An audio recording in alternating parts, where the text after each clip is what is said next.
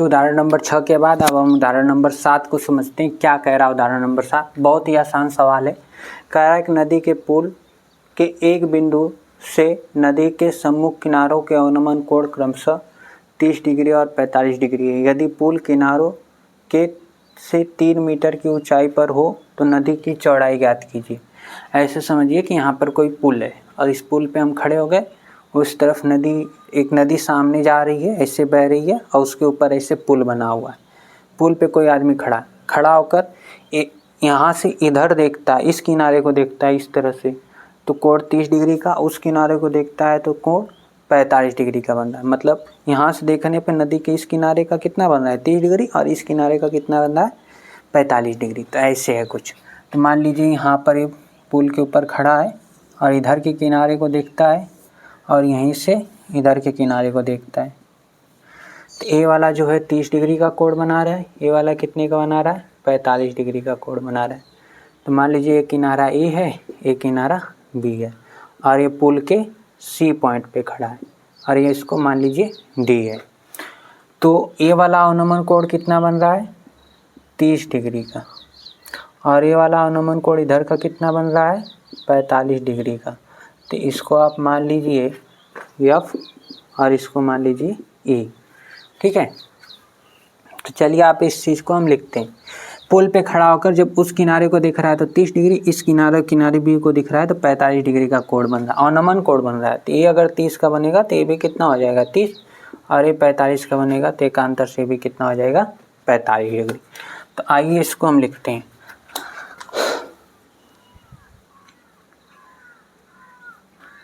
ना तो लिखेंगे माना बिंदु पुल के बिंदु P से ना नदी के किनारे A को देखने पर अवनमन कोण जो है 30 डिग्री बन रहा है ना।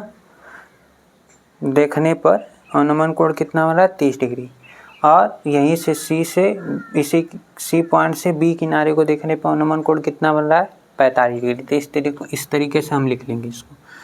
माना पुल के बिंदु C से नदी के किनारों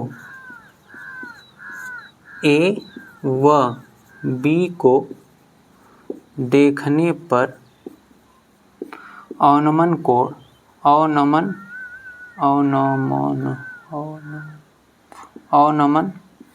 कोण क्रमशः पहला अवनमन कोण कौन सा है FCA ना, F लिख लीजिए इसको FCA 30 डिग्री व दूसरा कौन सा है ECB ये कितना बन रहा है 45 डिग्री बनता है। ठीक है, ये F है बनता है। ऐसे हमने लिख लिया इस चीज को। इसको लिखने के बाद लिखेंगे अतः एकांतर कोण से आप क्या कर सकते हैं कि ये वाला जो एंगल है कौन सा DAC ना, DAC ये बराबर हो जाएगा किसके FCA के 30 डिग्री के बराबर हो जाएगा। तथा जो ए वाला एकांतर कोण होगा ये वाला ना, ए वाला कोण जो होगा इसके बराबर होगा। तो आप लिख सकते हो DBC ये किसके बराबर हो जाएगा ECB के, ये 45 डिग्री हो जाएगा, ये इसके बराबर हो जाएगा। ठीक है। तथा नदी की चौड़ाई अब यहाँ पर मान लीजिएगा। ठीक है, यहाँ पर ऐसे लिख लीजिएगा 30 डिग्री के अवनमन कोण के लिए सिरे ए की लंबाई ना ये होगी 30 डिग्री के लिए। तो सिरे ए की लंबाई जो है क्या न सिरे ए की लंबाई 30 डिग्री का या ऐसे इतना सब मत लिखने की कोशिश करिए ना, लिखने में बहुत समस्या आ जाएगी, कंफ्यूज हो जाएंगे। इस चित्र को बस यहीं पे बना लीजिए, बस इस चित्र को बना लीजिए, इसको आप x मान लीजिए और इसको आप क्या मान लीजिए y। तो यहाँ पे लिख दीजिए माना ये जो DA आ रहा है ना, DA बराबर x मीटर तथा ये जो आ रहा है DB बराबर y मीटर है और ये चित्र यहाँ पर हम बना लेंगे।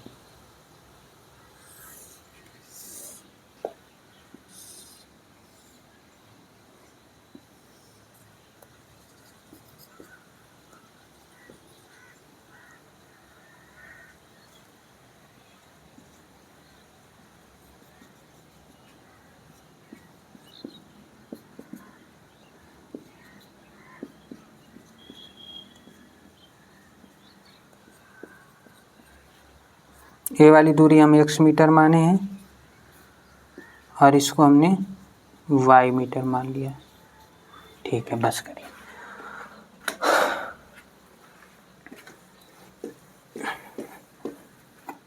इसमें हमें एक चीज़ और दे रखी है, क्या? नदी के पुल की ऊंचाई ना, ये आपको दिया है 3 मीटर नदी के पुल की ऊंचाई। ठीक है, तो अब यहाँ पर आप क्या करिए, 2 त्रिभुज दिख रहे हैं, दोनों त्रिभुजों को अप्लाई कर दीजिए। त्रिभुज कौन सा? त्रिभुज ए वाला ले लेते हैं, 30 डिग्री वाला, ADC में क्या लिख लीजिए, tan 30 डिग्री। ठीक है, तो tan 30 डिग्री क्या हो जाएगा, ये वाला त्रिभुज हम ले रहे हैं, tan 30 डिग्री DC बटा के क्या हो जाएगा, DA हो जाएगा। tan 30 1 बटा कड़ी में 3 होता है। अब DC में 3 दिया है, DC कितना दिया है, 3, और यह यक्ष हमने माना है, तो यक्ष बराबर 3 कड़ी में 3 मीटर आ गया। ठीक है, ये हो गया। फिर इसी तरह से त्रिभुज ये वाला ले लीजिए, त्रिभुज कौन सा, BDC में ना, क्या लिख लीजिए, tan कितना है, 45 है ना, tan 45 बराबर लंब कितना है, DC बटा के आधार कितना हो गया इसके लिए, DB। tan 45 1 हो जाएगा, DC कितना है, 3 और ये DB कितना है, y है, तो क्या y बराबर 3 मीटर आ गया, y बराबर 3 मीटर। तो लिख लेंगे, अतः नदी की चौड़ाई क्या हो जाएगी भाई, x प्लस वाई, यही ना, बराबर x प्लस वाई, और x कितना है, 3 कड़ी में 3, y कितना है, 3। नदी की चौड़ाई क्या होगी, x ये और ये y, x plus y. 3 common कर लेंगे यहाँ पर, तो कड़ी में 3 प्लस 1 बचेगा, इतना आंसर आ जाएगा।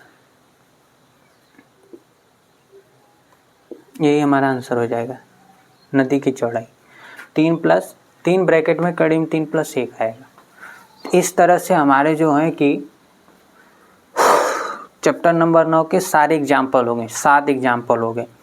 अब इन एग्जाम्पलों को आप प्रैक्टिस करिए, ज़रूरी नहीं है कि एग्ज़ाम में पूछे, और ये भी ज़रूरी नहीं है कि नहीं पूछे, एग्ज़ाम में ये आ सकते हैं। तो आप इन एग्जाम्पलों को तैयार करेंगे।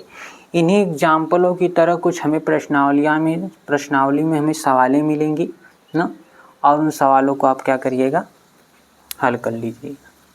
ठीक है, अभी हम क्या करेंगे, ये उदाहरण ख़त्म हुए, तो अब हम क्या करेंगे, इसके बाद हम पढ़ेंगे कौन सी चीज़, प्रश्नावली को पढ़ेंगे। प्रश्नावली 9.1 को पढ़ा जाएगा, 9.1 कंप्लीट करेंगे हम ना। चलिए, तो इसी के साथ उदाहरण ख़त्म होते हैं। अब बारी आती है प्रश्नावली में 16 प्रश्न हैं, उन प्रश्नों को हम देखेंगे।